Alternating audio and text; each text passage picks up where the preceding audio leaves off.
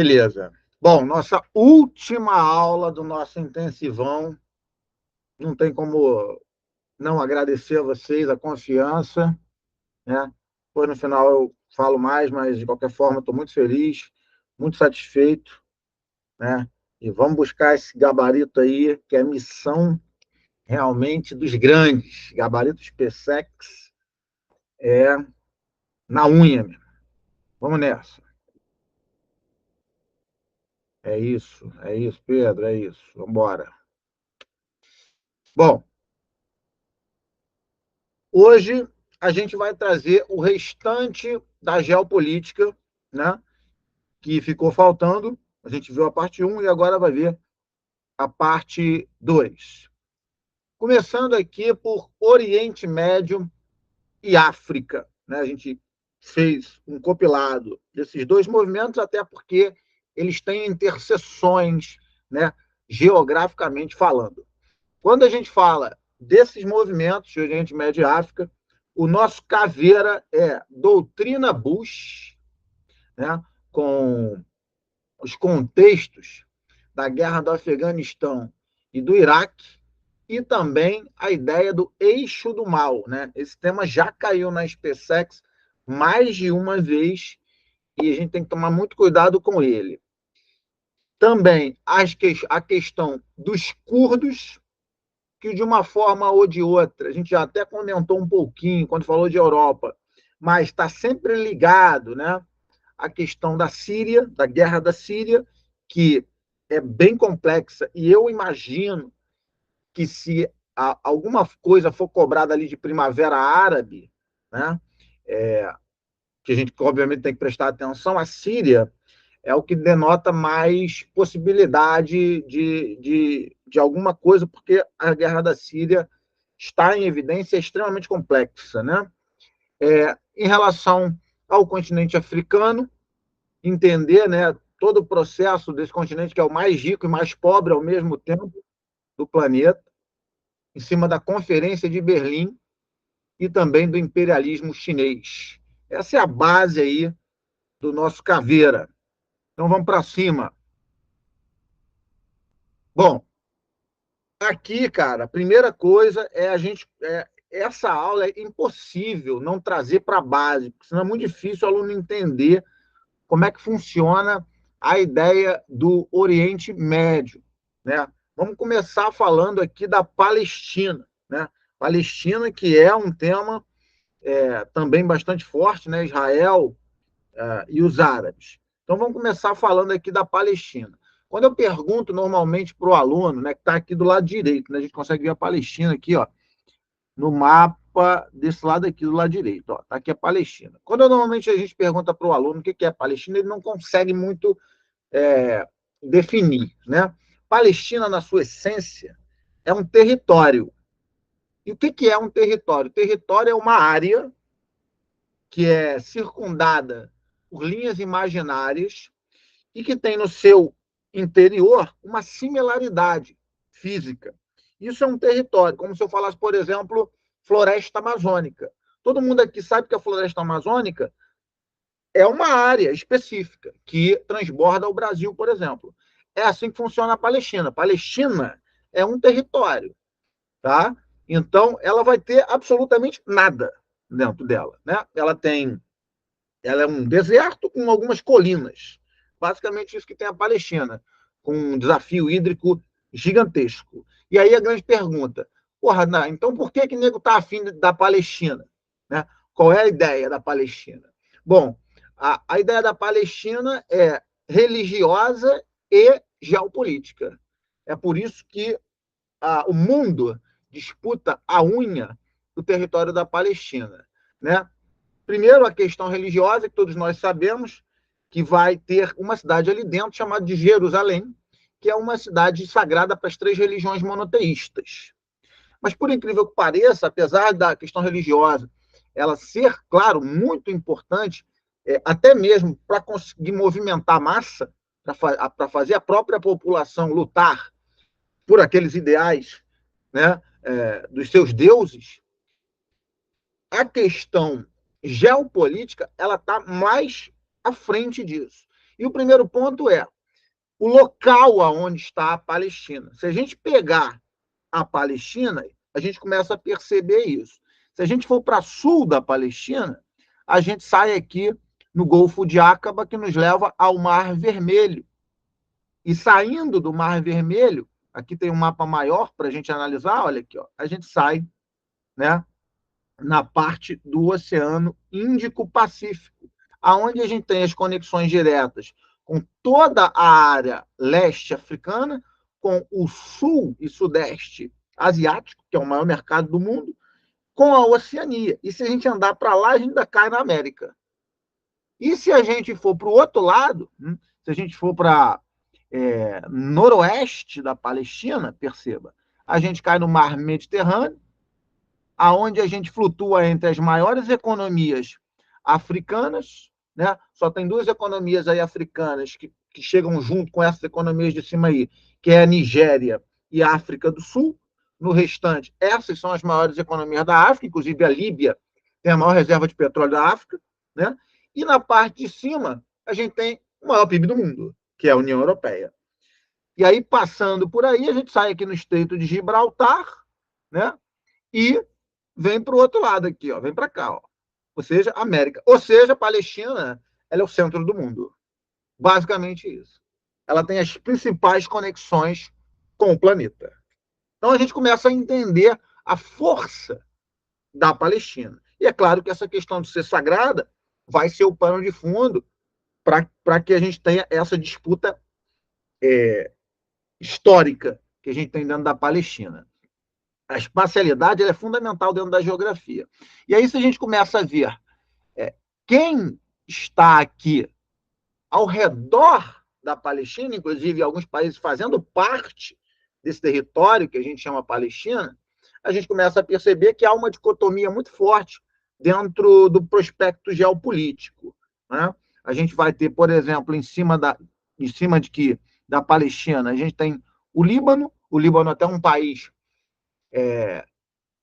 relativamente equilibrado na questão religiosa, mas ele tem uma célula. No final, eu vou até mostrar os grupos terroristas, né? Isso também é importante, mas mais para frente. Ele tem uma célula aí chamada de Hezbollah, né? Que é uma célula xiita. Inclusive, é importante a gente já fazer aqui um recorte para você entender, porque senão fica uma porrada de palavras, você não tem de porra nenhuma, né? Então, vamos tentar entender isso aqui, ó. Sunita, xiita, né? A grosso modo, a gente tinha, até o final do século XX, o lado sunita, que é a grande maioria dos países islâmicos, esmagadora maioria, que eram, entre linhas, né, entre aspas, permissivos com a influência ocidental e continuam sendo, em muitas medidas, né? Vide, por exemplo, a própria Arábia Saudita, que é uma enorme parceira comercial dos Estados Unidos. E do outro lado, a gente tinha o xiita, que é minoria dentre os islâmicos, por essa questão sagrada, né? E tudo mais, mas que tem dois países que têm maioria xiita, que é o Irã e o Iraque. E aí o xiita foi sempre visto como o problema, né? O xiita é entendido como um nacionalista, ou seja, ele vai criar barreira para a influência do ocidental dentro do Oriente Médio.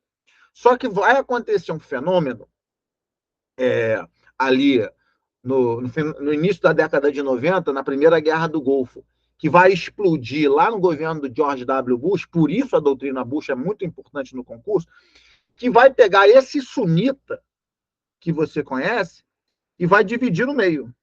Então, hoje, a geopolítica mundial ela tem dois sunitas. Sunita e sunita.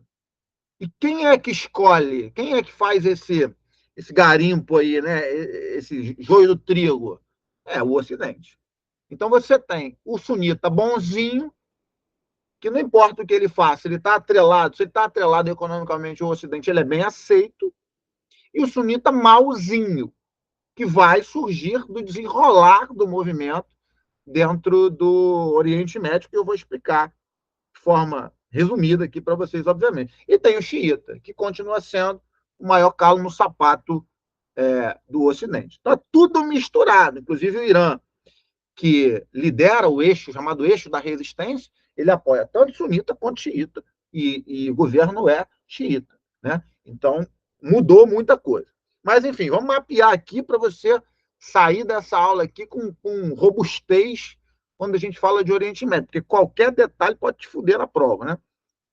Então, a gente tem o Líbano, que eu falei, né, que tem o Hezbollah, que é um grupo xiita, mas que tem sintonia, né, na questão ali árabe, dentro da Palestina, está em cima da Palestina. Né?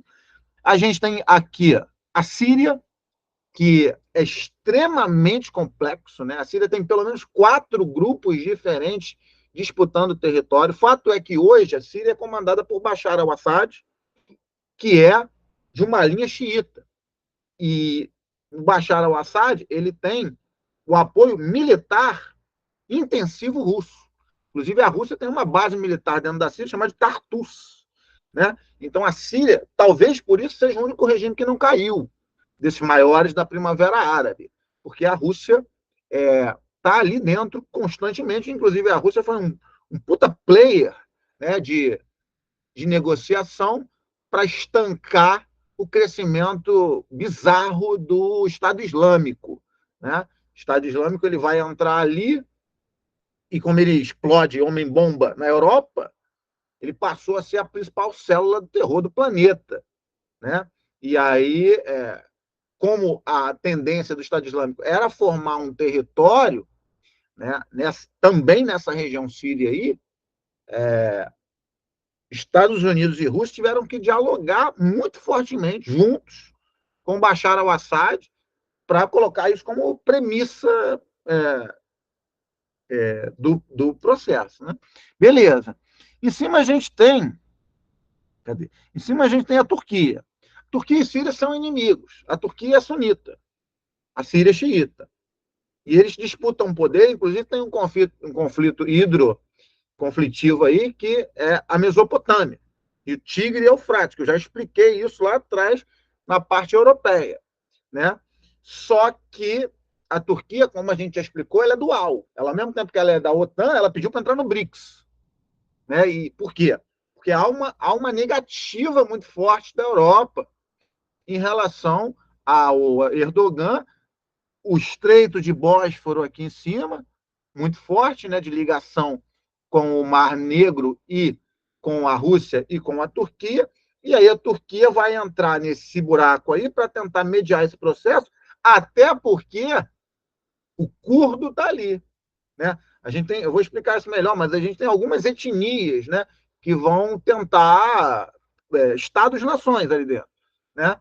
Então, você tem o curdo ali dentro que luta contra o Erdogan porque quer um país para ele.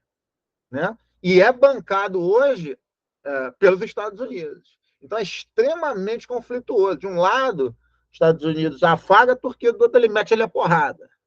Né? Então, fica um tabuleiro aí bem complexo, né, dentro do Oriente Médio.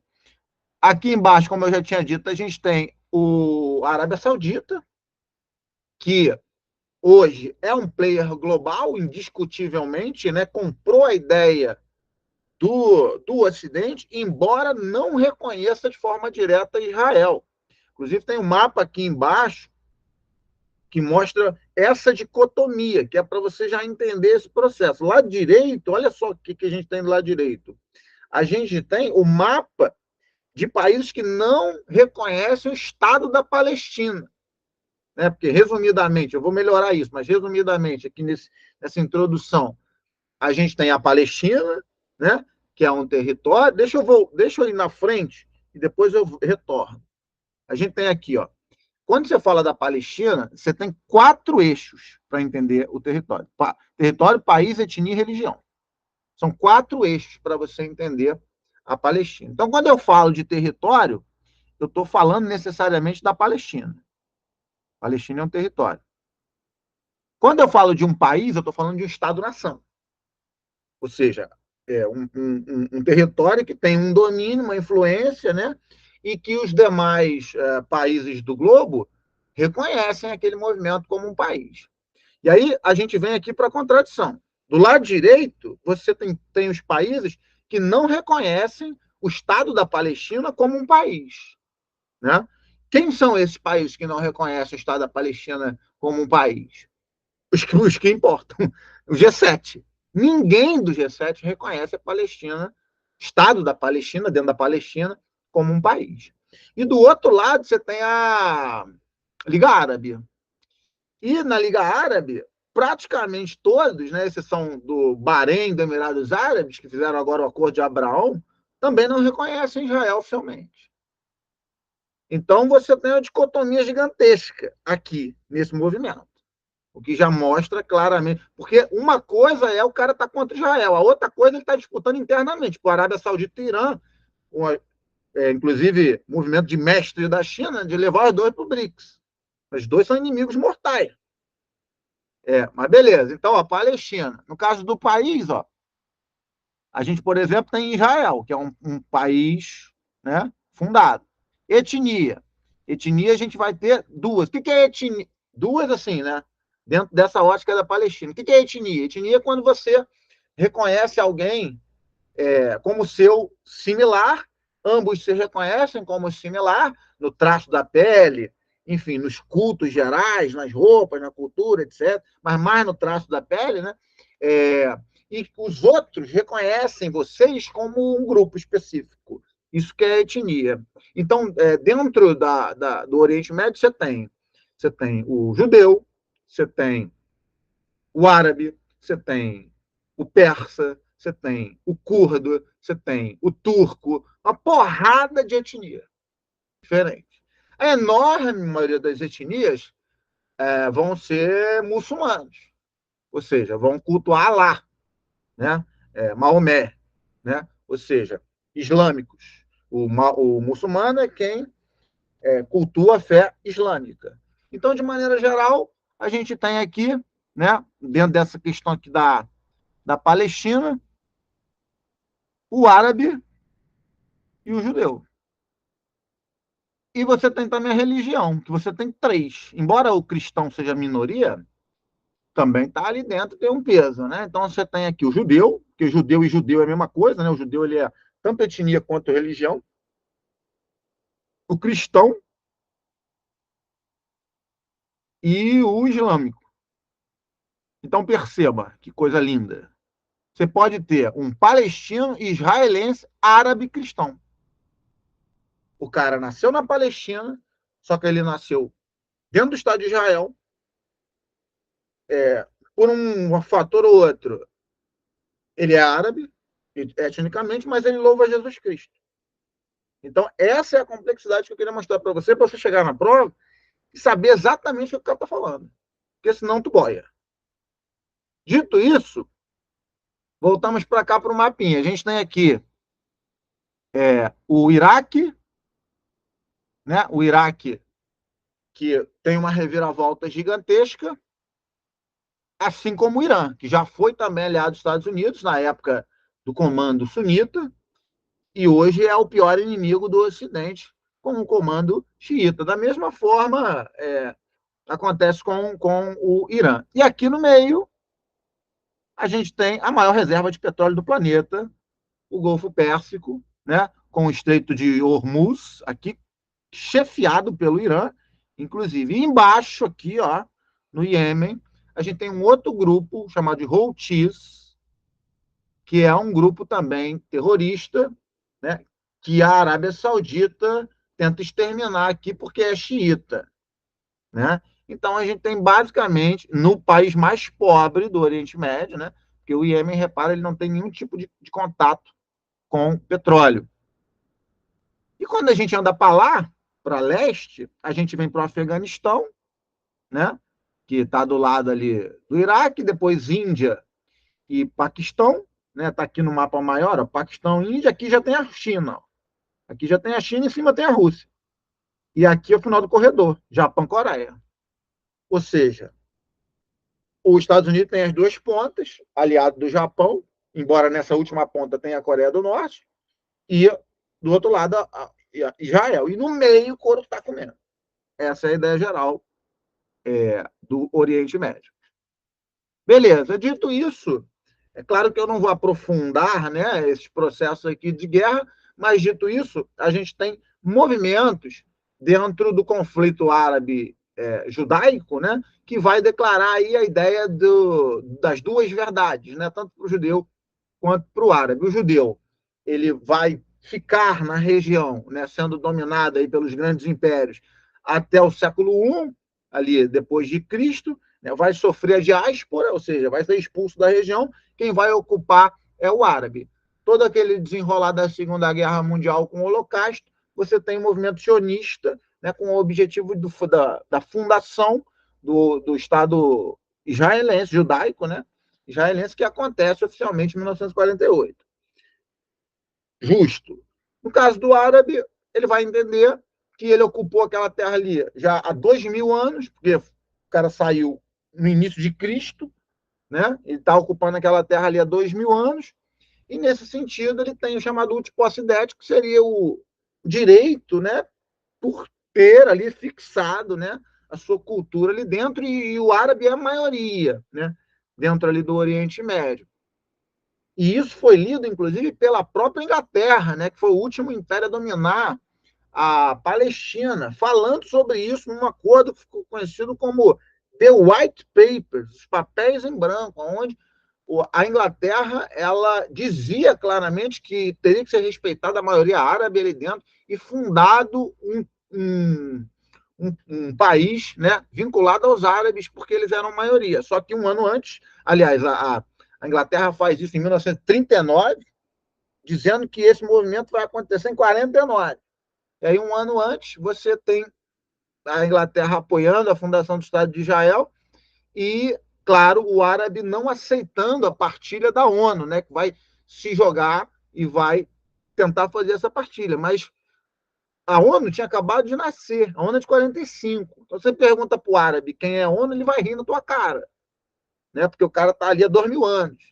Então, não tem significado algum a ONU. Né? A Palestina está chegando na ONU agora, né? Em termos de território árabe, etc. Agora é que o nego está, né, com esses movimentos. Então, a gente tem essa movimentação aí, a formação da Liga Árabe, aqui em 46, né, a tentativa dessa Liga Árabe da não formação de Estado de Israel em 48, a crise do Canal do Suez em 56, e aqui é fundamental, né? 1967, a Guerra dos Seis Dias, aonde todo o território, basicamente, da Palestina vai ser dominado por Israel, que vai utilizar isso, inclusive, para movimentos posteriores, porque já na década de 60 surge a OLP, Organização para a Libertação da Palestina, que é uma espécie de organismo de gestão dos árabes dentro da Palestina. Está tudo muito desorganizado. Então, vai ser fundada a OLP, partindo para o diálogo, e quem vai dominar, quem vai presidir a OLP é um camarada chamado Yasser Arafat. O Arafat ele chega a ganhar Prêmio Nobel da Paz, porque o Arafat ele vai ser presidente de um partido, né, chamado de Fatah, que é um partido laico, Fatah, partido laico que defende dois estados dentro da Palestina. E ele vai ser o presidente da OLP, da Organização para a Libertação da Palestina. Então, o que se começa a fazer? Né? Os países árabes, já com a OPEP no colo, começam a pressionar a conjuntura internacional em cima do preço do petróleo. Tanto que a gente tem dois movimentos aí de crise do petróleo, um na Guerra de Yom Kippur 73 e o de 79 com a questão xiita. Mas, de qualquer maneira, você tendo o petróleo na mão, você fica com um trunfo ali muito forte. E o Yasser Arafat, né, chamando a atenção de que queria ali dois estados dentro da Palestina. O Arafat ele consegue levar a situação para os chamados acordos de Oslo, que já caiu na prova das PSEX, né, 93, 95, mediado pelos Estados Unidos, aonde, a partir do acordo de Oslo, o Israel vai começar a devolver as terras tomadas, à exceção da península do Sinai no Egito, né, que está aí relativamente fora, aonde o Egito, o Israel devolve antes, né, no acordo de Camp David, em 1978, para o Egito, que era uma coisa mais paralela, embora o Egito tenha sido meio que escanteado pela Liga Árabe por esse movimento. Mas, de qualquer maneira, faz essa retórica. E aí, então, fica decidido que a faixa de Gaza e a Cisjordânia vão ser devolvidas ao povo árabe palestino, né? E isso acontece. O único pedaço que não é devolvido nunca é as colinas de Golã, que geograficamente está dentro da Síria, e aí você entende mais um pouquinho do porquê desse movimento de ódio, né? Entre os árabes e os judeus. E o Donald Trump, enquanto presidente dos Estados Unidos, ele assina pela primeira vez na história que as colinas de Golã são judaicas, são de Israel. Então, você um tapa na cara assim, meu irmão, sem precedente. Né? Beleza. E aí você consegue fazer essa movimentação, mas em 2005 Arafat morre, e você tem o racha dentro da OLP, que até então estava relativamente equilibrada, entre dois grupos, o Hamas e o Fatah. O Hamas continua, né, com a mesma filosofia. Se você olhar o depoimento de ambos, né, você percebe isso claramente. Né? O Mahmoud Abbas, que é o presidente hoje do Estado palestino, ele é do Fatah. Só que o Fatah ficou com a Cisjordânia e o Hamas ficou com a faixa de Gaza. E é por isso que quando a gente escuta qualquer coisa em relação a Israel-Palestina, a gente escuta dentro da faixa de Gaza. É por isso que os ataques vêm da faixa de Gaza, nessa última investida, inclusive, porque o Hamas está posicionado ali. Né? E o Hamas é sunita, né? Só para deixar claro isso, apoiado por Israel, que é xiita. Ou seja, uma causa é uma causa, a outra é outra. Não tem nada a ver, né? As coisas não são excludentes necessariamente. Beleza. Bom, quando a gente anda para dentro dessa movimentação aqui do Oriente Médio, a gente tem a Revolução Xiita no Irã, em 1979, aonde cai por terra essa influência ocidental, uma vez que o Irã era comandado pelo Shah Reza Pahlavi, que era sunita, mas agora passa a ser comandado pelo Ayatollah Khomeini, que passa a ser o quê? Xiita. E aí, dentro daquela lógica que eu tinha explicado, contra, né? Vai nacionalizar as redes de petróleo, vai expulsar os movimentos internacionais ali de petróleo. E aí, dentro dessa Revolução Xiita, surge também a suposta salvação dos Estados Unidos, que é Saddam Hussein. Saddam Hussein entra no poder justamente nesse momento aí no Iraque, né, onde ele passa a comandar com mãos de ferro a população iraquiana. Só para você ter uma ideia, no Iraque são 60% xiitas, 20% sunita e 20% de curdo, né? E o Saddam é sunita, instalando uma ditadura de 20% contra 80%, né? Só para você entender isso, bancado pelos Estados Unidos, e aí você tem a guerra Irã-Iraque, que vai acontecer de 80 a 88, aonde você não tem um vencedor, né, de forma direta, os dois países saem bem machucados, e o Saddam Hussein, no receio de perder o controle, invade o Kuwait, que está embaixo dele. Por que ele invade o Kuwait? Ele invade o Kuwait porque, na Primeira Guerra do Golfo, em 1990, ele invade o Kuwait porque o Kuwait é um enclave no petróleo. Olha a posição do Kuwait. Né? O Kuwait tampa a enorme maioria do petróleo iraquiano, do suposto petróleo iraquiano. E aí o Saddam vai dizer, né, que historicamente o Kuwait deve terras a ele, que tem dívida com ele, e não sei o que, vai invadir. Só que o Kuwait é aliado.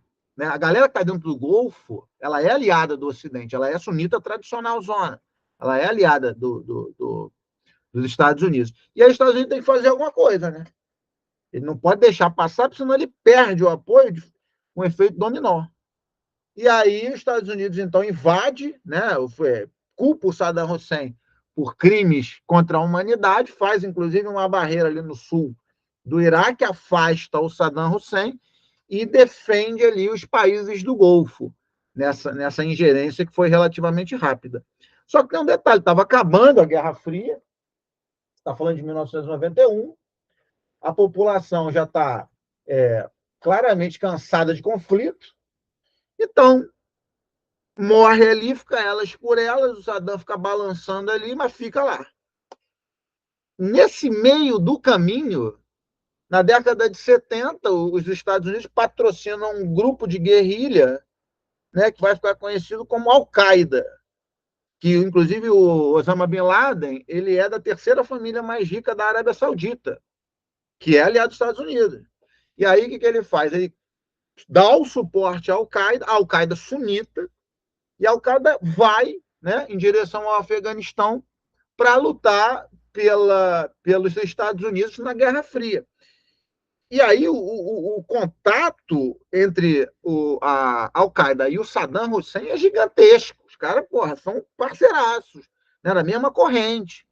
E aí você imagina um grupo desse, olhando, porra, lutei pelos Estados Unidos, virei as costas, o cara me abandonou aqui, ainda colocou, né, o meu suporte ali, o meu parceiro, numa posição de terrorista, quer dizer, mudou a configuração, né, completamente. E aí, esse mudou a configuração completamente, vem com o ataque de 11 de setembro, que completou 23 anos agora, recentemente, aonde a Al-Qaeda vai explodir as torres do World Trade Center lá, e o Bush, que era o presidente dos Estados Unidos, o George W. Bush, que estava, inclusive, em crise dentro do seu governo. Por quê? Porque o Bush entrou no governo e ficou arma, arma, arma, arma, arma, arma, arma.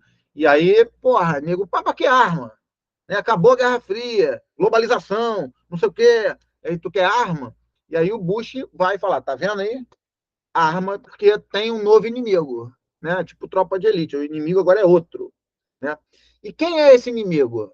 Quem decide é o Bush. O Bush decide quem é o inimigo no mundo, né? Por isso a doutrina Bush e a ideia de que nesse momento você está falando de uma unipolaridade bélica e geopolítica, claro, dos Estados Unidos, que acabou a União Soviética, porra, Estados Unidos, meu irmão, sozinho decide tudo.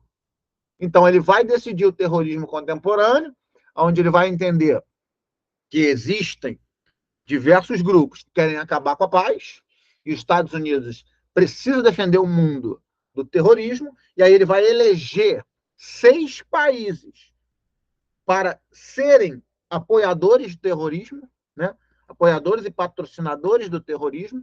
São esses países o Irã, né?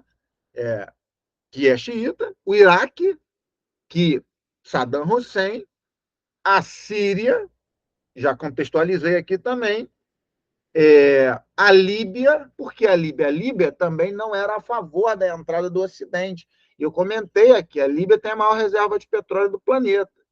Né? Então vai pegar lá o Gaddafi lá e vai também elegê-lo como eixo do mal. E 2 países que sintetizam bastante essa unipolaridade dos Estados Unidos, que é Cuba e Coreia do Norte, né? Principalmente Cuba, né? Coreia do Norte ainda, e apesar que a Coreia do Norte já fez parte do acordo de não proliferação de armas nucleares, saiu por causa disso, né? Inclusive, mas a Cuba chega a ser bem impactante quando você bota Cuba como terrorista, né? Mas enfim, forma aí o eixo do mal da doutrina Bush. E aí é que entra aquele negócio que eu falei.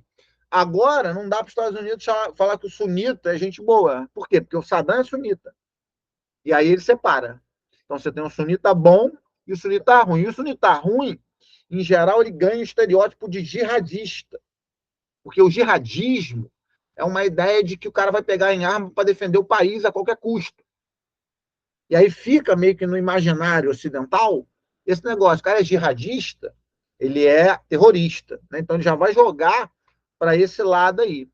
E aí o Bush ele vai não colocar, inclusive, o Afeganistão no eixo do mal por um motivo muito claro, muito simples, que ele não vai esperar nada para invadir o Afeganistão, então não tem nem por que botar no eixo do mal. Então, em 2001, ele invade o Afeganistão, aonde dentro do Afeganistão você tinha 2 grupos sunitas que têm objetivos distintos, mas são coligados, né, de certa maneira, que é o Talibã, que quer governar o Afeganistão, e a Al-Qaeda, que quando forte queria, né, aumentar a sua influência dentro do Oriente, expulsando o Ocidente dessa posição.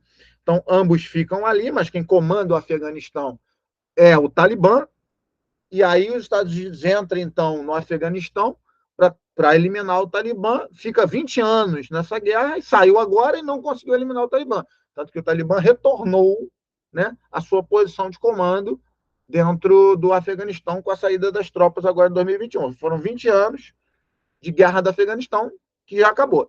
E o Iraque foi aquele papo, né? Foi na crista da onda, na levada. Ah, invade um, vai invadir o outro também. Por isso da unipolaridade. O caso do Iraque, né? Armas de destruição em massa, que nunca foram encontradas, isso aí já foi questão das PSECs, né? Mas mesmo assim, a ONU vota contra, França, China e Rússia votam contra, só a Inglaterra compra o barato dos Estados Unidos, os Estados Unidos caga e anda e invade o Iraque atrás do maior terrorista do planeta, Saddam Hussein. E aí, a guerra do Iraque oficialmente ela vai de 2003 a 2011, mas em 2006 o Saddam é capturado, né? E é enforcado pelos soldados lá dos Estados Unidos, lá no julgamento e tudo mais. E aí é filmado no telefone, e aí ele fala, né, discurso contra o Ocidente, e daí, desse movimento, vai eclodir a classe mais extrema dentro desse sunita que foi, né, escanteado pelo Ocidente, virou completamente o tabuleiro, aonde vai se posicionar com muita força o Estado Islâmico. É daí que surge o braço do Estado Islâmico. Você vê aí em cima o objetivo, né, mais ou menos ali do Estado Islâmico, que era formar um califado com a total eliminação de qualquer tipo de influência e vida ocidental nessa região, no Iraque e na Síria. Então, o Estado Islâmico, que vai crescer a partir de contrabando de petróleo, contrabando de arma, escravização de etnias menores dentro dessa ótica aí, vai crescer bastante, vai pousar na Síria, né? E aí você começa a entender a complexidade da guerra da Síria, porque tem um grupo que tem nada a ver com porra nenhuma dentro do continente, dentro do país, que é uma pedra no sapato para os dois países, tanto para a Rússia quanto para os Estados Unidos. Muitos analistas, inclusive, falam o oposto, né? Que na geopolítica era bom ter o Estado Islâmico ali, porque isso batia nos dois lados, né? Porque para a Rússia era bom porque tira o foco do Bashar al-Assad, e para os Estados Unidos porque ele vai lutar contra o Bashar al-Assad, né? O Estado Islâmico, de forma direta, mas não tem nada a ver com a guerra da Síria, porque ele quer um califado ali dentro, né? Então, você tem várias reuniões, inclusive, com Rússia, Estados Unidos e o Bashar al-Assad na mesa para fazer movimento coligado militar para destruir o Estado Islâmico. E aqui, ó, o segundo ponto da guerra da Síria, que é o curdo. O curdo, como a gente disse anteriormente, ele é uma população de quase 30 milhões de habitantes. Hoje ele tem até um território relativamente autônomo dentro do Iraque, justamente porque o Iraque ele ficou com um buraco gigantesco. Uma vez que saiu o Saddam Hussein, você acabou elegendo ali a maioria xiita e curda, né, para governar, mas governar um país completamente instabilizado, sem suporte nenhum, né, com bases militares dos Estados Unidos e grupos terroristas que usam o Iraque esvaziado como base, como defesa, como estratégia. E aí você tem esse curdo que passou a vida inteira sendo esmagado por Saddam Hussein, apoiado pelos Estados Unidos, hoje sendo apoiado financeiramente, belicamente, pelos Estados Unidos. Não para formar o seu Estado, que seria o Kurdistão. Né? Os curdos estão espalhados aí pelo Irã, pelo Iraque, pela Síria, Turquia e Armênia. Né? Mas para lutar contra o Estado Islâmico, ou seja, arma lá o Peshmerga, né, que é o exército curdo, para lutar contra o Estado Islâmico, tanto no Iraque quanto na Síria. Então, você já começa a entender a guerra da Síria. Né? Como é que funciona a guerra da Síria? Você tem Bashar al-Assad, né, que é quem manda ali dentro, que é completamente conectado com o Vladimir Putin. Acabei de falar que a Rússia tem uma base militar lá dentro. Você tem o Estado Livre da Síria, que são uma outra galera que vai lutar dentro da ótica da Primavera Árabe, que vai explodir em 2011. Então, os caras vão vir para cima do Bashar al-Assad para, enfim, para tirar, né, a ditadura do Bashar al-Assad nesse movimento da Primavera Árabe. O curdo, que quer o seu Estado, e o Estado Islâmico, que também quer o seu Estado. O curdo é apoiado pelos Estados Unidos, e o Estado Islâmico é o mal do mundo, né? Onde a Rússia tem que fazer alguma coisa e sabe que se fizesse alguma coisa estaria bem na fita, né? Com a Europa e tudo mais, poderia galgar ali o processo de mais, né, dependência geopolítica de si própria. Né? Então, essa é a ideia. E aí a gente expande esse movimento para a Primavera Árabe. Deixa eu só dar uma olhada. Vocês estão aí, né, gente? Então, né? Por aqui. Sim, senhor. Beleza. É porque, como a internet estava oscilando, né? Fiquei com medo de dizer vai cair. Eu estou falando meia hora sozinho aqui. Beleza. E aí, você tem os 4 casos emblemáticos. O importante aqui, na minha concepção, é você gravar o nome do camarada e fazer essa relação direta com o país. Na Tunísia é onde tudo começa. Mohamed Bouazizi, fruteiro, né?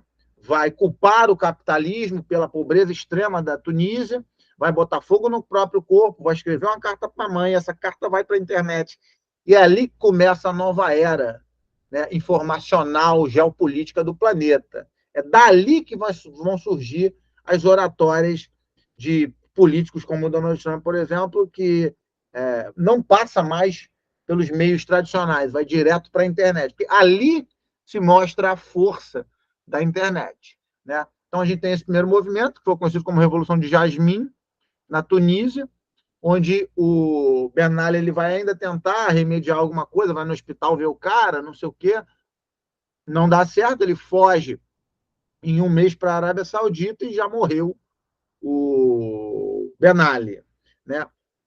A Tunísia foi o país que mais tempo ficou sob eleição, ou seja, sob uma suposta democracia, mas hoje o presidente, o Said, ele já é acusado de golpe de Estado, os poderes já se diluíram e você já tem um fechamento de novo ali de uma relativa ditadura dentro da Tunísia. A Tunísia foi aquele que mais conseguiu segurar esse movimento de suposta democracia, que era o objetivo, na realidade, da Primavera Árabe.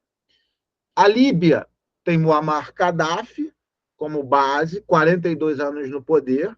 Né? A Líbia é, como eu disse, a maior reserva de petróleo da África, então tem poderes aos montes, múltiplos, disputando o território líbio, e no caso do Muammar Gaddafi, ele foi perseguido pela OTAN. Né? A OTAN vai apoiar grupos rebeldes e vão matar o Muammar Gaddafi, inclusive com um tiro de avião francês, vai achar o esconderijo do Muammar Gaddafi. Só que esses grupos eles vão se fortalecendo e se juntando com outros grupos terroristas, e hoje você tem grupos terroristas, de um lado, com a Al-Sharia, né, que é um grupo sunita terrorista, e do outro lado, uma nova ditadura vinda do Califa Haftar, onde os dois lados são esquisitos.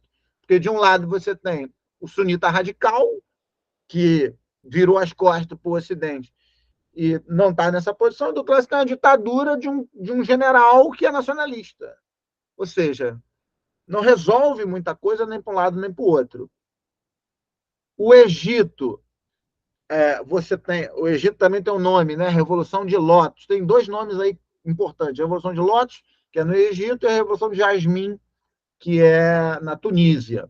E aí, no caso do Egito, com o Hosni Mubarak, ele vai, enfim, perder o poder muito rápido, em um mês, né? Vai ser preso, depois ele vai sair da cadeia, vai morrer em 2020. Você chega a ter eleição no Egito, quem venceu é o Mohamed Morsi, só que um ano depois o cara é acusado de corrupção e a junta militar toma o poder de novo, e hoje é uma junta militar que domina o Egito.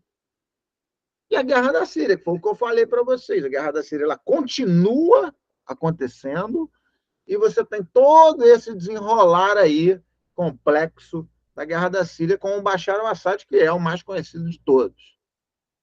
Bom, beleza, nesse sentido a gente traz o nosso movimento para o continente africano, aonde, para a geografia, né, a gente vai entender que é um continente de miséria, de fome, de pobreza, e ao mesmo tempo o continente mais rico do planeta em termos minerais, vive basicamente de plantation, né? E, ao mesmo tempo, de subsistência, e tem no neocolonialismo, lá em meados do século XIX, a sua grande transformação, vai pegar esse mapa aí da esquerda, tribal, né?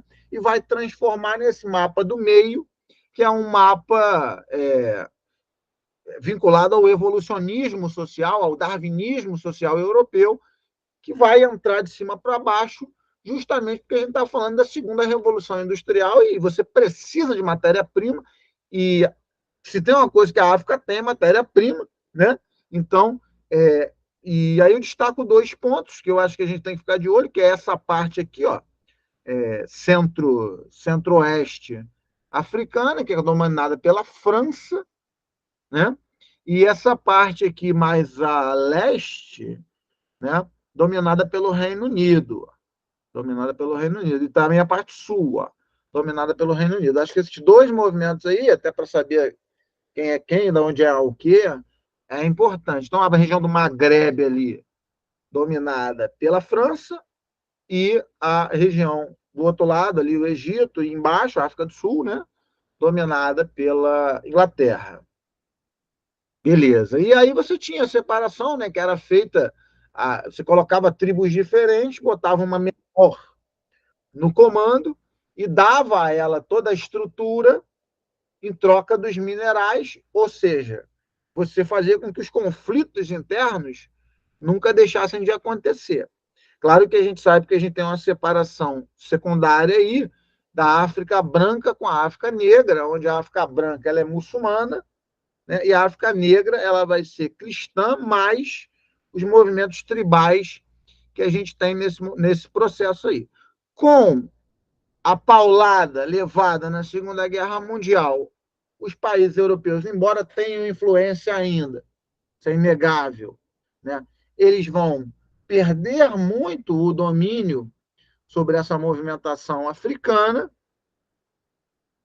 Momentaneamente, Estados Unidos e União Soviética vão dar suporte para a continuação das brigas internas dentro da Guerra Fria, e hoje a gente tem a entrada muito forte da China dentro desse movimento, a China que olha, né, com o imperialismo diferente do imperialismo norte-americano e europeu e russo, né, enfim, no sentido de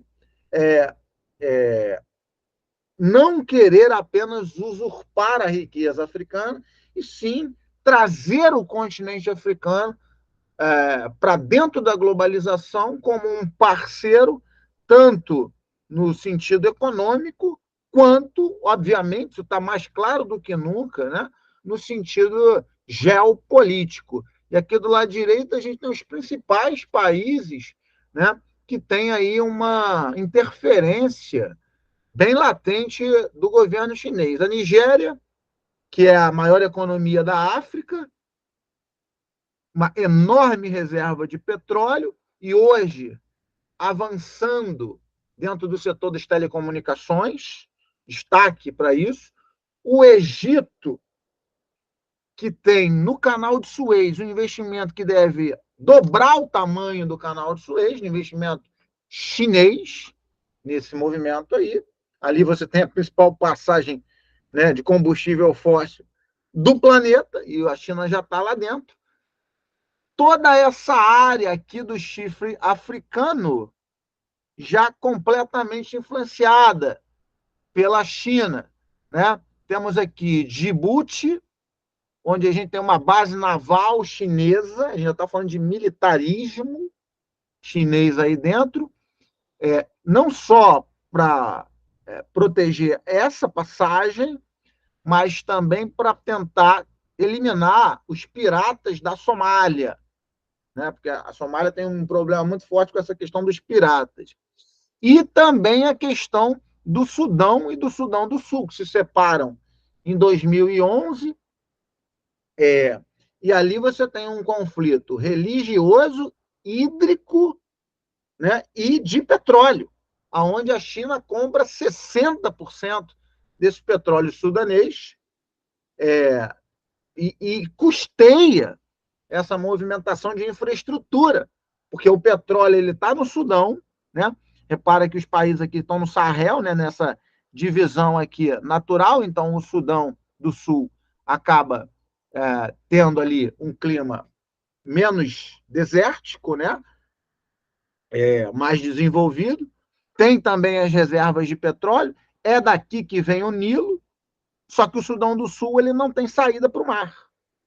E aí o que acontece? Você tem que passar o gasoduto, né, pelo Sudão. E quem faz essa intermediação aqui é a China. Porque a China ela compra 60% do petróleo, como eu falei, sudanês. Embora você tenha ainda conflitos aqui dentro, no próprio Sudão, que você tem uma região chamada de Darfur, que é um Sudão negro, né, que é repelido por esse Sudão Central aqui. Na própria Sudão do Sul, você tem tribos, né, os Dinkas e os Nuer, brigando ali pelo Sudão do Sul também. E a própria Etiópia, que é um país que cresce bastante devido a essa modernização do chifre africano, né, já está dentro do continente, perceba, né, já é uma linha de entrada dessa infraestrutura chinesa, e por isso faz parte do BRICS. Não é à toa, não é do nada, né, que a Etiópia foi parar no BRICS. Né, tem um crescimento bastante latente. E aí a China vem, fora a África do Sul, que está no BRICS já faz tempo, né, tem uma enorme reserva de minério. E aí a China vem, desde os anos 2000, com o chamado Fórum China-África Corporation, né, onde a China investe aí bilhões de dólares para trazer o continente inteiro para o seu lado. Né? E aí você vê aí os pontos que eu falei. Né? Inclusão maciça na Rota da Seda, onde a China empresta o dinheiro para a África, os países africanos compram toda a manufatura, né, todo o maquinário chinês com o dinheiro que foi emprestado por ela, né, se endivida e fica na mão da China. E aí você tem movimento, por exemplo, portos que já são de poder chinês na boca do Índico, porque os países não conseguem pagar, por exemplo, os créditos chineses. E aí, essa diferença muito, muito forte, o não desenrolar da cultura africana, ou seja, aproxima mais, né, os chefes de Estado, porque não mexe na questão cultural africana interna. Em contrapartida, o apoio dos países africanos às decisões chinesas, né, que é uma tentativa. No futuro, o intercâmbio militar dentro da África, para que a África, com suporte chinês, seja uma força bélica. Claro que isso aí é bem complexo, né? A construção dos portos, que eu já falei, a base naval de Djibouti, que simboliza muito isso que a gente está falando, e o combate aos terroristas, né? Porque os terroristas, mal ou bem, são instabilidade econômica para dentro do continente africano. Né? Aqui eu aproveito para mostrar, então, os terroristas, né, que a gente tem aí. Ó. Hamas está, inclusive, em ordem. Né? O Hamas, Jihad Islâmica, Al-Qaeda, Talibã, Boko Haram, Estado Islâmico, Al-Shabaab, Al-Qaeda do Maghreb são sunitas. Toda essa galera aí é sunita. e embaixo ali o Hezbollah e o Houthis são xiitas.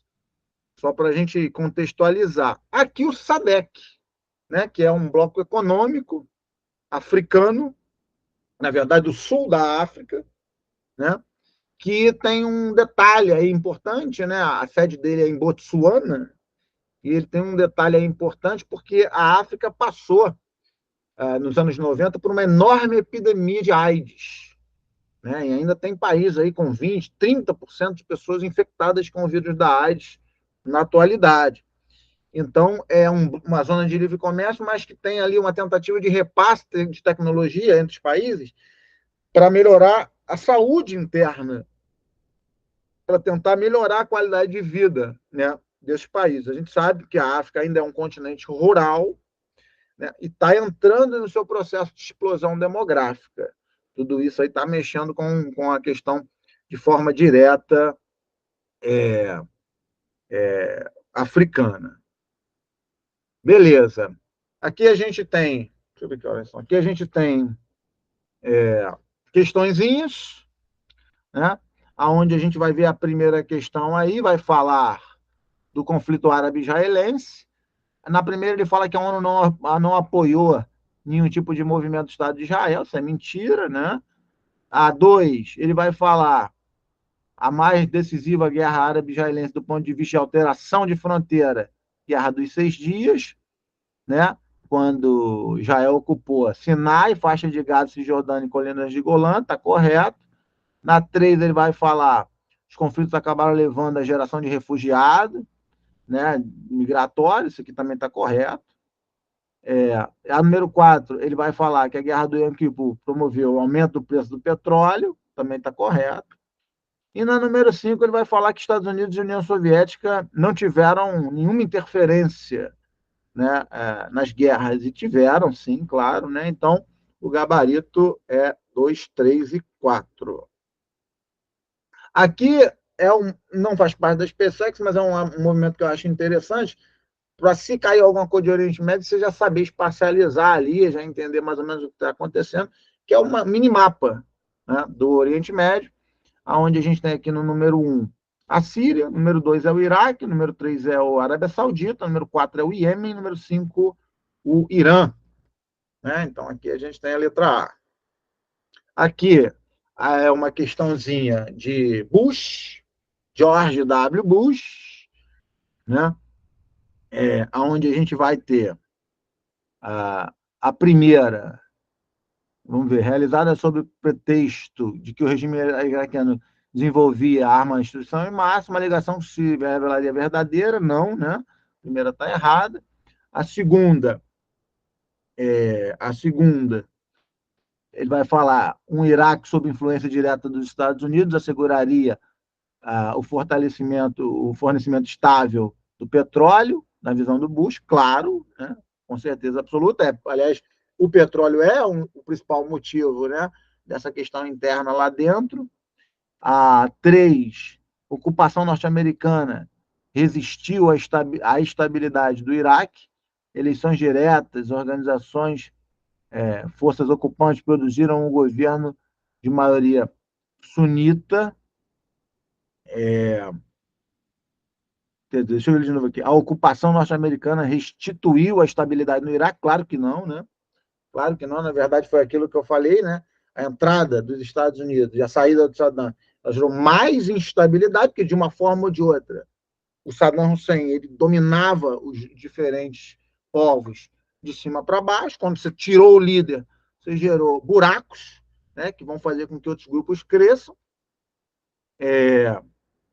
Número 4, a repressão à resistência armada sunita provocou êxodo de milhões de sunitas, ok, que beleza, falar de migração está ok, e esse período estabeleceu também o eixo do mal, chamado países entendidos como terroristas, também, né, também, beleza, show de bola. E aqui uma questãozinha da Primavera Árabe. Beleza, Primavera Árabe. Vamos nessa. Número 1, a Primavera Árabe não se trata de um evento de algo breve ou de uma estação do ano, trata-se de um período de transformações históricas, uma política mundial durante a qual a população foi justa para tirar ditadores do poder, autocratas, né? Tá certo? Então, essa aqui é verdadeiro, ok? Primeiro é verdadeiro, beleza. Aí depois, 2 países afetados pela Primavera Árabe, 2 líderes mundiais foram depostos. Na verdade, foi mais de 2, né? Tunísia e Bashar al-Assad, olha aqui, já trocou o nome, ó. Bashar al-Assad é da Síria. E o Egito, né, é o Mubarak, não é o Gaddafi. O Gaddafi é da Líbia, né? Beleza, então tá errado aqui a segunda. Na terceira, a onda de protestos iniciada na Tunísia, 2010, jovem tunisiano botou fogo no próprio corpo, manifestação condições de vida no país, espalhou-se pela África e pelo Oriente Médio na luta contra a economia capitalista. Tá certo. Então a terceira está correta, né? E a quarta, as redes sociais tiveram um papel predominante para que as principais mobilizações se manifestassem, pois a população jovem insatisfeita com as condições e características dos regimes ditatoriais organizou-se utilizando instrumento, também está certa. Então, também verdadeiro. Então, a gente fica com verdadeiro, falso, verdadeiro e verdadeiro. Não sei porque esse negócio está sumindo, para variar. Beleza. E aqui a gente tem uma questãozinha de África, né? Onde ele vai falar: nos últimos anos tem registrado um expressivo incremento das trocas comerciais entre África e China. Olha aqui o que eu falei para vocês, né? África e China. Esse país asiático interessa-se principalmente pelas commodities minerais e pelo suprimento energético. Beleza, número 1 está correto. Número 2, a Nigéria tem se desenvolvido e diversificado sua economia, investido no setor de telecomunicações, também falei sobre isso. Apesar do petróleo ainda ser importante na economia, número 2 também está certo.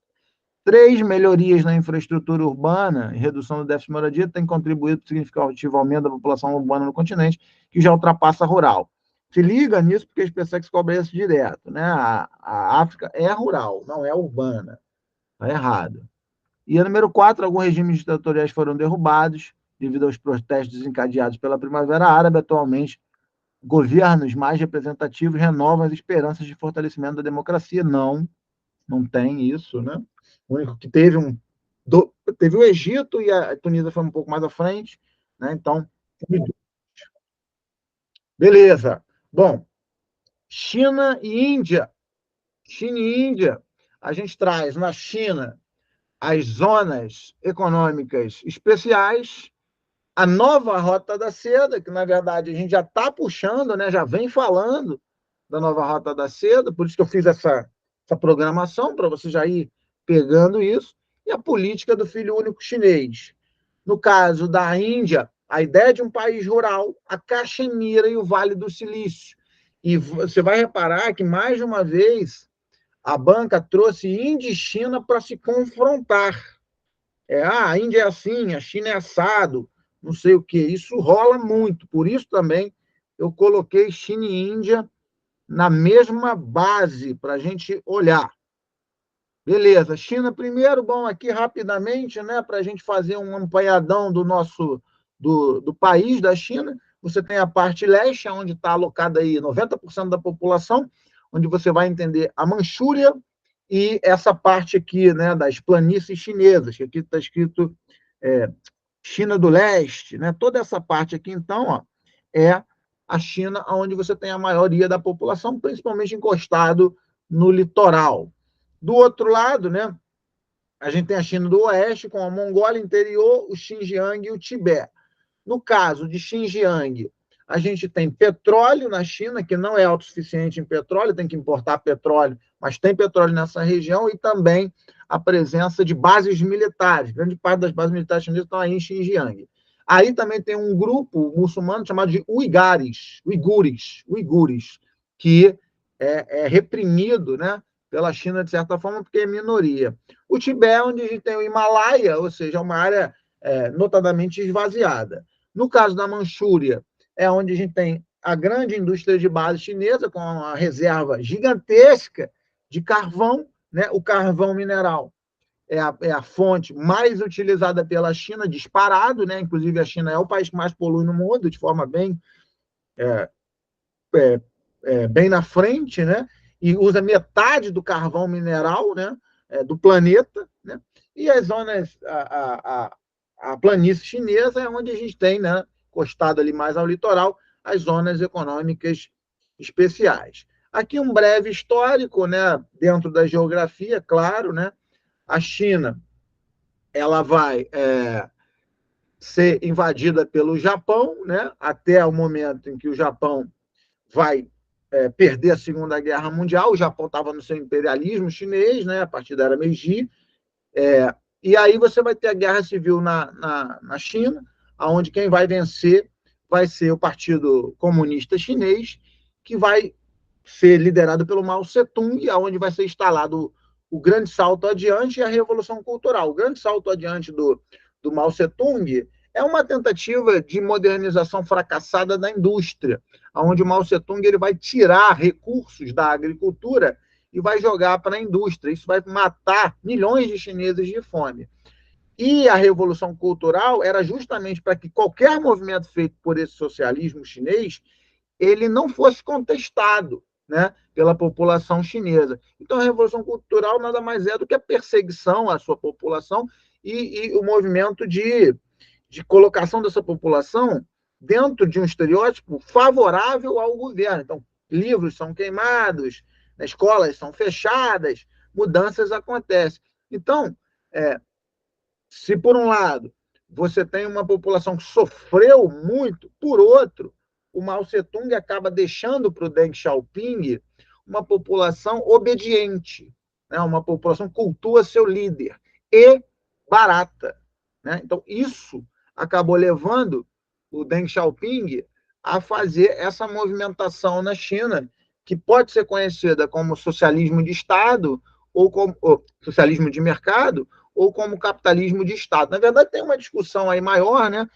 que é a ideia de que a China tem um país, dois sistemas, muito por causa de Hong Kong e Taiwan, né, que são espaços ali notadamente estruturados como capitalistas, né? Mas dentro da China continental, a gente tem uma movimentação muito clara, onde você hoje já tem indivíduos que podem ser donos dos meios de produção, a desigualdade social ela aumenta, o lucro aumenta, então a propriedade privada é latente dentro da China, então você acaba tendo todas as premissas, né, do capitalismo dentro da China, porém um capitalismo ultra vigiado e controlado pelo Estado, né, onde você não tem nenhum tipo de variedade política, é um unipartidarismo, educação e saúde. Não é 100%, mas estão basicamente na mão do governo chinês. A política do filho único chinês, que foi realizada para melhorar, né, as finanças do governo chinês, uma vez que você teria menos gasto, né, com os filhos. A mídia é extremamente controlada, acesso à internet, e outros dois eixos que não estão aí, mas são fundamentais, que é a indústria de base, ela também é controlada e produzida pelo governo chinês, e o financeiro, né? O Banco da China.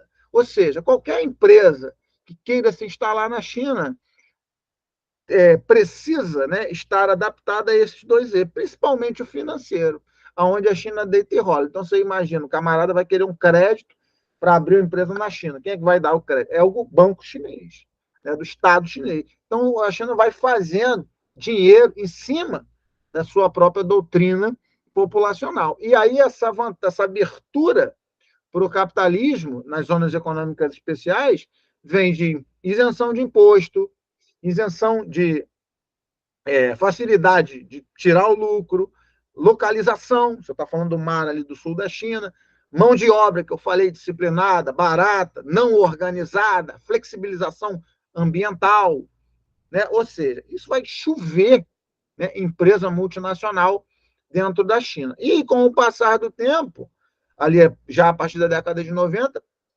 Os próprios chineses privados, eles vão começando, né, a tentar a sorte, fazendo ali os chamados xing-lings, copiando na cara de pau aquilo que era produzido pelas empresas capitalistas no planeta, né?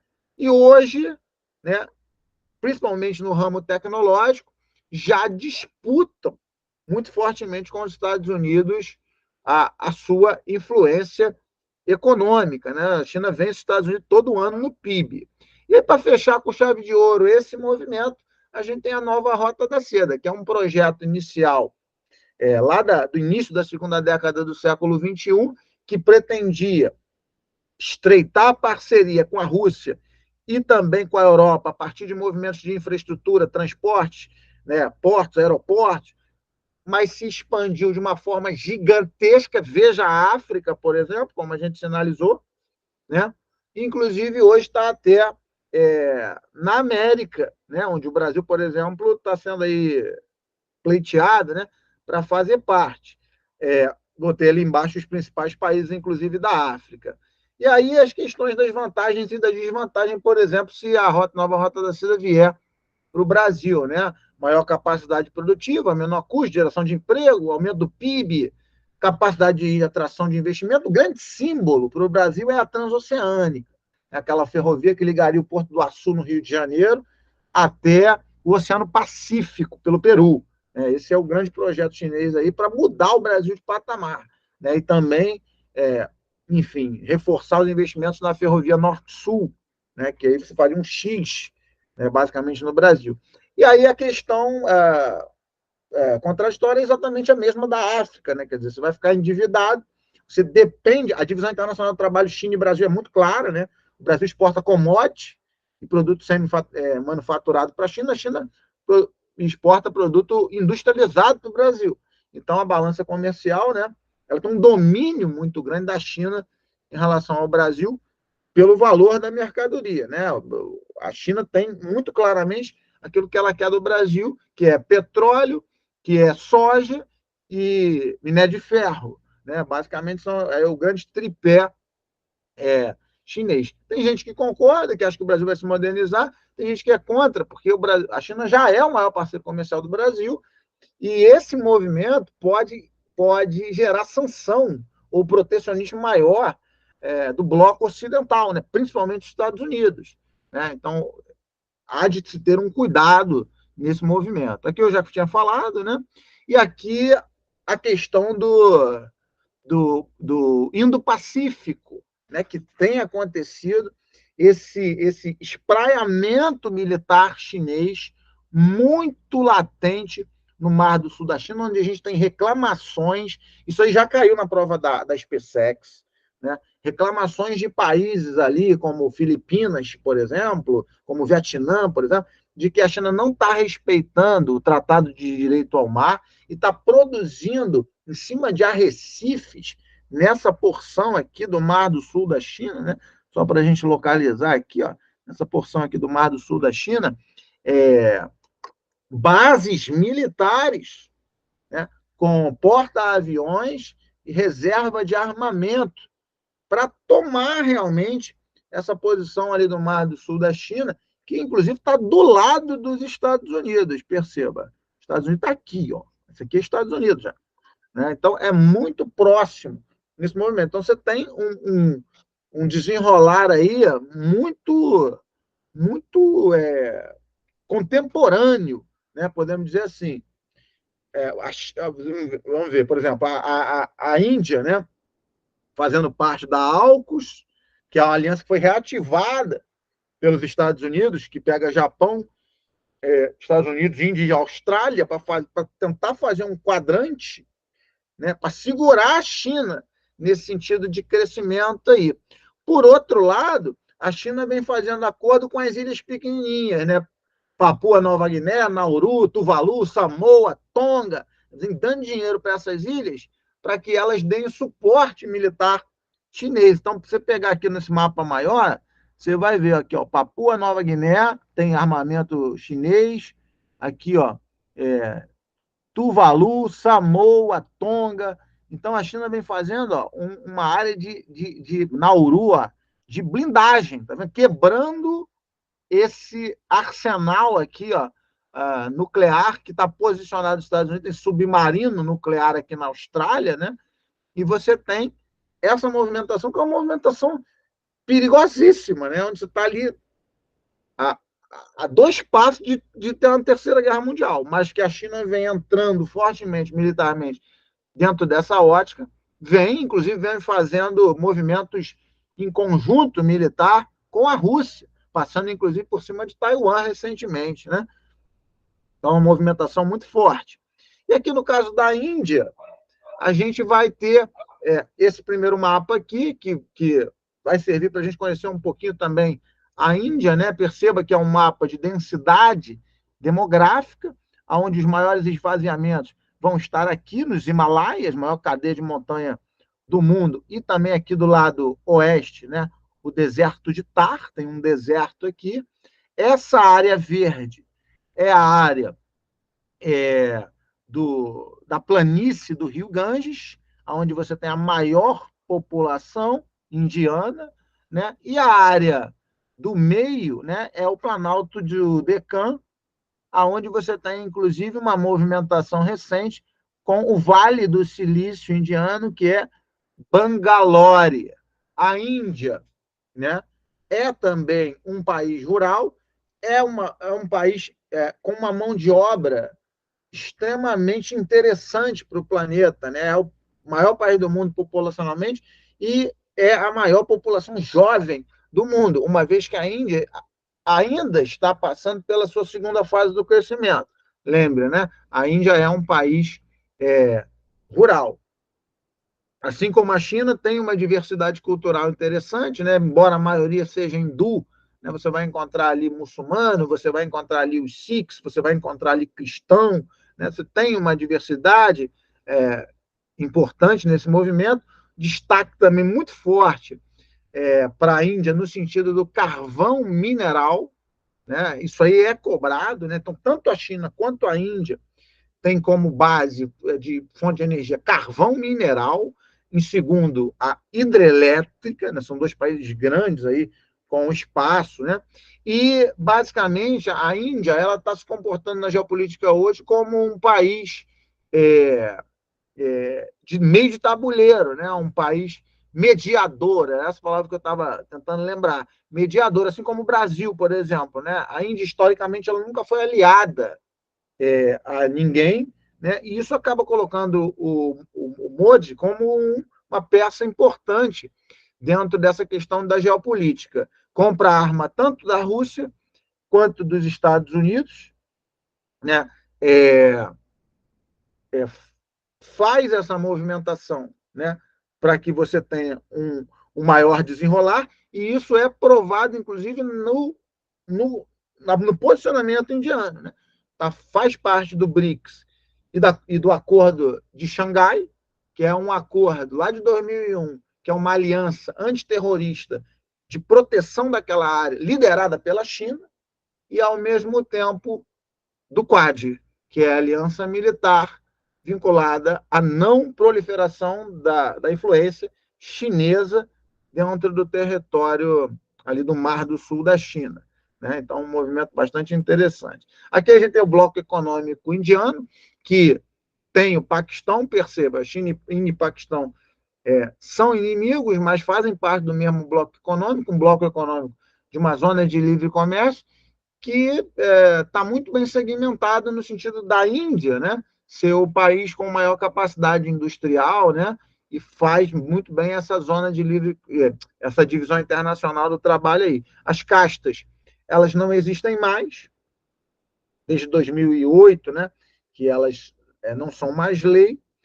A Índia é um país democrático, mas a questão hindu, ela traz um processo que faz com que a Índia não tenha controle de natalidade, né? Isso é um grande desafio para a Índia, que é um país muito desigual, muito pobre, né? Porém com uma mão de obra também muito significativa de alta qualificação e barata dentro do mundo global. Por isso que a Índia ganha muito investimento também, né? E aí o hindu ele vai imaginar que você precisa procriar várias vezes para você ir subindo de nível espiritual, né?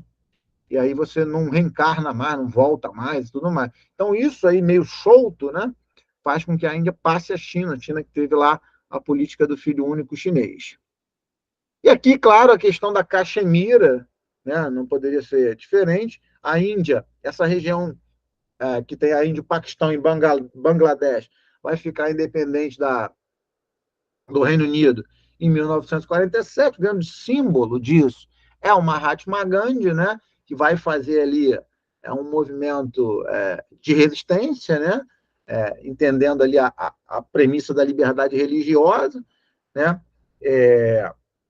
mas quando foi dividir, né, a Índia acabou tendo mais força geopolítica e acabou ficando com uma parte da Caxemira estratégica por causa da nascente do rio Indo, né, que é esse rio que você está vendo aí embaixo, que corta o Paquistão de ponta a ponta, e aí você tem um outro hidroconflito, né, mas que tem maioria muçulmana, né? Então você tem uma questão ali muito tensa que faz, inclusive, o próprio Paquistão muitas vezes se aproximar da China, China que também tem rusgas nessa região com a Índia. Então, é uma região bastante densa, principalmente porque Paquistão e Índia têm armas nucleares.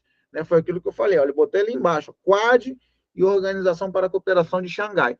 E, além disso, você tem um outro movimento ali na região do Punjab, que é uma região que pega a Índia e pega o Paquistão, que também tem nascentes de afluentes do rio Indo, né? E que tem uma galera ali, os chamados Sikhs, que é aquela galera que anda com turbantes na cabeça, que quer formar um novo estado ali, que é o Calistão, né? Onde você tem esse processo. Em relação, botei ali, em relação à questão da agricultura, vale a gente destacar, né, também o plantation, como herança na Inglaterra, e a jardinagem, né, nas áreas mais altas. Beleza? Aqui a gente tem as questões colocadas para a gente aí, né? Primeirinha, a gente vai falar que a questão da Caxemira, né? Apesar de serem considerados, segundo a ONU, países em desenvolvimento, ambos dispõem de artefato em destruição em massa, né? No caso aí da Índia e do Paquistão, né? Tá correto. Segundo, Mahatma Gandhi, líder que organizou diversas campanhas anticoloniais, ciente das incontornáveis divergências entre muçulmanos e hindus, apoiou a transformação de fronteira desses dois países de religiosa para política. Na verdade, não, né? O Gandhi ele era a favor da questão religiosa dentro do território. Então, a 2 ela está incorreta. A 3 perdura até hoje o padrão rígido de aliança. Acabei de falar que não existe nenhum tipo de aliança. Tanto o Paquistão quanto a Índia circulam entre a Rússia e os Estados Unidos. Né? Então, a 3 ela está incorreta também. E a 4, a rivalidade indo-paquistanesa, tem como um de seus principais focos a disputa pelo controle da Caxemira, região habitada por maioria muçulmana, falamos sobre isso, gravada no Himalaia, fronteira entre os dois países. Beleza, então é 1 e 4, show de bola. Aqui a gente tem uma questãozinha da Índia, trouxe essa questão, porque é uma questão parecida com essa já caiu, né, para mostrar para vocês os focos de atenção que a gente tem que ter quando a gente fala de Índia. Primeiro ele vai falar aqui que Nova Delhi é um parque tecnológico, é o Vale do Silício, não é, né? Nova Delhi é a capital indiana, onde você tem uma grande densidade demográfica. É uma cidade importante também, claro, é uma megacidade, mas não é o Vale do Silício. O Vale do Silício é Bangalore, tá? Tem que estar com isso na cabeça, por isso que eu trouxe essa questão aqui. Na letra B, olha aqui, ó, Índia deixou de ser um país rural e agrícola, ainda é um país rural e agrícola, né? Na terceira, Índia é um grande importador de combustíveis fósseis, como carvão, mineral e o petróleo, sendo autossuficiente na questão energética. Na verdade, ainda não é autossuficiente na questão energética, principalmente pelo petróleo, né? A gente importa muito petróleo, né? Então, a C também está incorreta. A letra D, o crescimento econômico provoca um aumento das emissões de efeito estufa e a expansão das importações petrolíferas, como é que ele se contradiz lá na B, e na C e na D. além de urgentes investimentos na rede de infraestrutura elétrica, a Índia enfrenta o desafio de modernizar suas usinas para reduzir as emissões de gás carbônico, está certo, né? A letra D, o gabarito, e a letra E, ele vai falar que a matriz indiana, olha como é que ele gosta de matriz indiana, né? Matriz energética, né? Baseia-se no carvão, petróleo e urânio, não é carvão, hidroeletricidade e outras energias renováveis. O urânio, por exemplo, apesar da Índia ter bomba atômica, quase não é utilizado para a geração de energia elétrica dentro da Índia. Beleza. Mestre, Oi, pode falar. sem querer atrapalhar o senhor pode voltar ali? Claro. Ali na letra C, a Índia é um importante produtor de combustíveis fósseis. Eu posso falar que ele é um produtor ou ele seria um importador? Não, os dois. Os dois. Porque Não, beleza. Os dois, né? Mas só que aqui a questão é que ele coloca o petróleo, né? E o petróleo, a Índia depende muito de importação. No caso do carvão, não. Os dois são combustíveis fósseis. Tranquilo. Obrigado, mestre. Show. Aqui, né? Número 3. Sobre a Índia, é correto afirmar. Olha aqui, de novo, baseia sua matriz energética no petróleo e na energia nuclear. Está errado. Já falei qual é a ordem, né? Carvão, hidroeletricidade e outras energias renováveis. Então, a 1 está errada. Não tem realizado o controle da natalidade, está certo. Então, a 1 está errada, 2 está certo.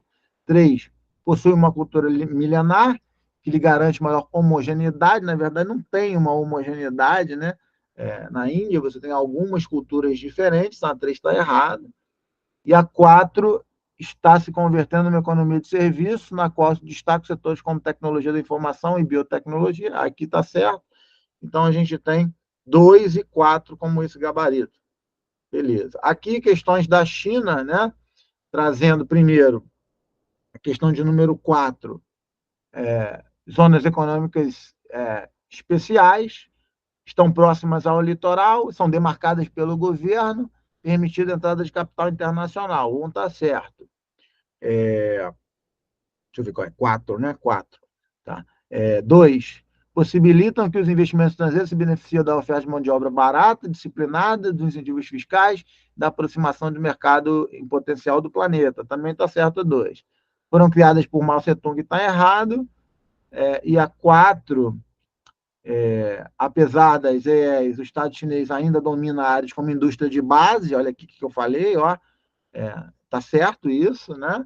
Então, a gente tem ali 1, 2 e 4 gabarito. Aqui, a questão que eu falei, né? Não caiu só essa, não. Caiu uma outra questão recente, trazendo esse inconformismo aí de China e Índia, né? Então, por isso que eu até fiz as duas juntas aí. Então, número 5. Número 5. A Índia baseia só... de novo, Dino, presta atenção. De novo, a mesma coisa. Petróleo e a China no carvão vegetal. Os dois estão errados. 2. China implantou regime rígido programa de controle de natalidade, está certo. E a Índia não tem demonstrado a mesma preocupação. Isso aqui está certo. 2 está certo. 3. China dispõe de uma maior diversidade cultural. A Índia possui uma cultura milenar. De novo, o que lhe garante maior homogeneidade. Está vendo? Mesma coisa. Mesma coisa. Se liga nisso, que tem muita coisa que ele pega o mesmo trecho, praticamente, e repete os anos depois. Então, essa aqui também está errada. E a 4, o modelo econômico chinês privilegiou a produção industrial, né? De fato, né? 50% do PIB da China é indústria, né? A Índia está se convertendo em economia de serviço, na qual se destaca, de novo, quase igual a questão. Eu nem tinha me ligado nisso que eu montei, assim, nesse nível de igualdade. Eu sabia que tinha coisa semelhante, mas não estava tão igual assim. Beleza, então 2 e 4. E aqui uma questão que eu trouxe, que é uma questão que caiu na prova de história da SpaceX. Engraçado isso, né? Mas até na época até criou uma polêmica e tudo mais, que o crescimento da China, ele falando que não se refletirá. Né? Onde é que o crescimento da China não vai se refletir? Né? A alteração do poderio militar vai se refletir, capacidade de investimento externo vai se refletir, já está se refletindo, tecnologia do país também, renda per capita que continuará relativamente baixa. Isso aqui pode ser. a alteração do estilo de vida da sua população também vai se refletir. Então, gabarito, letra D de dado, porque a China, apesar de ter um PIB gigante, ela tem 1 bilhão e 400 milhões de pessoas. Beleza, para a gente encerrar, então, a parte de Japão e tigres asiáticos, onde a gente tem aqui o Caveirinha com o território japonês, né? Já caiu algumas questões ali de proximidade de placa tectônica, ausência de minério, etc. e tal. As zonas de processamento e exportação dos tigres asiáticos e algumas questões chaves, né? Dos aibatsus e dos chaibols, e a situação de Taiwan, embora você tenha que saber questões gerais dos tigres asiáticos, mas a questão de Taiwan é sempre a maior aposta, porque a gente está numa tensão muito forte e a SpaceX tem gostado desse movimento de atualidade, né? Então, beleza. Aqui a gente tem o Japão, né? O Japão é um país que está entre 4 placas tectônicas, você pode perceber aqui, né? Você tem a placa norte-americana, a placa euroasiática, a placa do Pacífico, a placa de Filipinas. Então, o Japão está numa posição desprivilegiadíssima, né? Sofrendo tanto terremoto quanto maremoto. Perceba aqui, a gente tem o epicentro de Fukushima, né? Que é sempre bom a gente lembrar, né? Porque é pano para manga, né? Onde você tem o tsunami e o vazamento nuclear de Fukushima. É um país que, segundo os sismólogos, tem terremoto todo dia, mas alguns não são percebidos. Tem um terreno extremamente montanhoso, com planícies extremamente encurtadas, onde a população vive espremida, né? A densidade demográfica nas planícies absurda, né? O Japão tem 150 milhões de habitantes, até um pouco mais do que isso, e foi um país extremamente pobre, fechado até a segunda Revolução Industrial, né? Ali meados do século XIX, com os shogunatos, né? Que era ali a galera do feudalismo, né? Quando você tem uma pressão dos Estados Unidos de acordos territoriais, né? A Marinha dos Estados Unidos vem ao Japão e consegue fazer acordos ali devido à fragilidade bélica do Japão. O Japão acaba se abrindo para o exterior e isso vai fomentar a chamada Era Meiji, onde alguns dos shogunatos vão ajudar, né, o imperador Meiji no sentido de perderem as suas terras, mas serem contemplados com a indústria que iria se modernizar no Japão. Então, nesse sentido, vai nascer os zaibatsus, né, que são as indústrias japonesas familiares que vão ali vincular o Japão, né, gradualmente a uma grande força econômica. Em paralelo a isso, o Japão começa o seu processo de desenvolvimento bélico, que vai acabar projetando, né, o imperialismo japonês, no sentido da invasão da Manchúria, da invasão de território russo, né, da invasão da Coreia do Sul e tudo mais. E aí o Japão vai cometer aquele cálculo equivocado lá em Pearl Harbor, e a gente tem, então, a derrota japonesa com 2 bombas atômicas na cabeça, só que os Estados Unidos entendem que o Japão ele é alguém que tem que ser preservado dentro de um jogo geopolítico, que já tinha mostrado bastante disciplina, né? E você está falando ali de quase que um cordão sanitário nesse momento para administrar o movimento da Guerra Fria. Os Estados Unidos, então, entra com o Plano Colômbio, reestruturando, né, como se fosse um plano Marshall, né, reestruturando o Japão e mudando a ótica dos zaibatsus para o queretsus, que são também conglomerados, né, só que agora subsidiados pelos bancos, conglomerados familiares, mas que os bancos vão dominar, né, uma exigência já desse novo movimento dos Estados Unidos aí. E a gente tem o chamado milagre econômico japonês, com com esse incentivo econômico, né? O Japão proibido, inclusive, de investir no militarismo, vai investir cada vez mais nos centros de tecnologia, e daí, precocemente, né, inclusive, já explode o pós-fordismo, o toyotismo, lá na década de 60, dentro daquela região ali. O toyotismo que só vai ser uma ferramenta planetária na globalização, mas ele surge da necessidade, na verdade, do Japão de pegar as suas áreas físicas das indústrias que estariam se modernizando e jogar para algum lugar, porque ele não tem espaço, né? E aí é que vai vir a toada da proposta dos tigres asiáticos, aonde a gente tem 4 territórios extremamente pobres, né, que vão receber um suporte gigantesco econômico do Japão e dos Estados Unidos para produzir aquilo que o mercado externo capitalista necessitar, né? Então, há um suporte muito forte nesse sentido. Repare aqui o desenho, né? Quando eu falei do chamado cordão sanitário, né? Então, você pega justamente aqui, ó, na cara da China, inclusive dentro da China, né? Com Hong Kong, ó.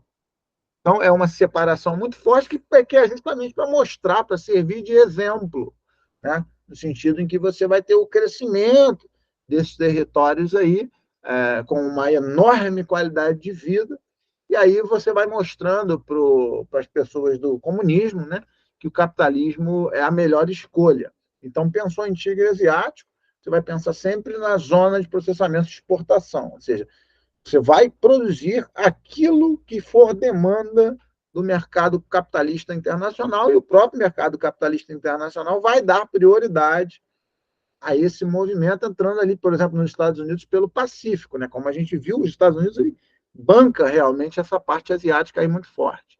Aqui a gente tem as premissas básicas da Coreia do Sul. A Coreia do Sul é o principal tigre asiático, né? Ela segue muito de perto o caminho do Japão, com os chaebots, que também são essas organizações familiares, e também vão trabalhar com a indústria de bens de consumo durável moderna, Samsung, Hyundai, LG, né? Está sempre ali entre as 10 maiores economias, 11, 12, né? É muito discutido, inclusive, se a Coreia do Sul é um país desenvolvido ou não. A Coreia do Sul, que já está com um problema de envelhecimento muito forte, né, vai aí ter o melhor recorte dentre todos os tigres asiáticos. Taiwan é uma sinucaça de bico, né, porque Taiwan foi o refúgio do Chiang Kai-shek, né, ou seja, o refúgio dos capitalistas derrotados na Revolução Chinesa, né, e acabou tendo o apoio dos países capitalistas, porém, devido ao desenrolar da Guerra Fria, hoje Taiwan não tem o reconhecimento, né, de nenhum país de expressão do planeta, né? Então, é uma questão muito tênue. Não dá para definir Taiwan como um país, porque nem ele se autodeclara independente. Porque se ele fizer isso, né, automaticamente a China invade, porque a China convidou o Taiwan na década de 80 para retornar à China e fazer parte de uma região especial administrativa, né, na condição, por exemplo, de Hong Kong, mas Taiwan se negou, né, deixando claro que Taiwan tem toda uma estrutura política militar financiada, né, e protegida pelos Estados Unidos, mas, ao mesmo tempo, tem uma liberdade comercial com a própria China, inclusive. Essas são as contradições que a gente tem, né? E aí, como Taiwan não aceitou, a China criou, né, uma lei de antissecessão, ou seja, ela mesmo criou a ideia de que se Taiwan se declarar independente, né, ele já é entendido como uma ilha rebelde, a China pode invadir, tem direito de tomar Taiwan à força. Mas, como eu falei, né, tem uma forte relação econômica entre eles, e isso puxa um freio na realidade, né, porque, de certa forma, amarra os dois na questão econômica. E a grande questão aí é que Taiwan é o maior produtor de peças da terceira revolução industrial do planeta, né, chamados semicondutores, né, os motores da informática. O Taiwan é o líder disparado de produção disso. Então, por um lado, você tem um temor muito forte dessa possível, né, invasão da China em relação a Taiwan, embora a China não tenha características muito agressivas nesse sentido, né? Pelo menos não tem mostrado isso. Então, isso aqui é muito importante para a questão de Taiwan. Aqui eu coloquei, né, Os países que reconhecem Taiwan, você percebe que não tem ninguém, né? Inclusive, recentemente, né, essas ilhazinhas que eu falei lá atrás, né, Tuvalu, Nauru, né, a China está reordenando isso, né? Está bancando financeiramente esses governos e está fazendo com que Taiwan fique menos reconhecido, né? Aí você vê aí, por exemplo, o caso de Honduras também, né? Então, nesse sentido. Hong Kong e Singapura, né, são cidades globais. No caso de Hong Kong, região administrativa especial, são cidades-estados, né? Hong Kong voltou para a mão da China, estava, né, na mão inglesa, volta para a mão da China em 1997, e você tem um tratado de não mexer na estrutura política administrativa de Hong Kong até 2047, né?